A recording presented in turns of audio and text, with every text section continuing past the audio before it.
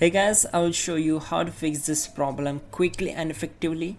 So what you have to do, you need to just follow my screen and we will fix this issue together.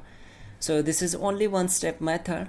So go to search bar, type your control panel, and from the search results click here to open it. Once we're here, we need to select view by as category. If you selected the large icons or small icons, change it to the category. Then click on network and internet, then go to the network and sharing center, and here you will get your Wi-Fi or Ethernet. So just select it, go to its properties, and once we are here, select the IPv4 internet protocol version 4, select it and open its properties.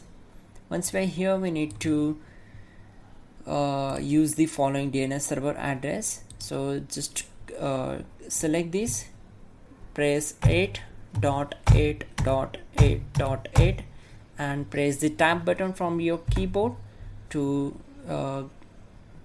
come here, then type your 8.8.4.4. so as you can see on my screen, set all the DNS address on your system and click on OK. Once done, close all windows one by one, reconnect your internet connection and simply restart your system.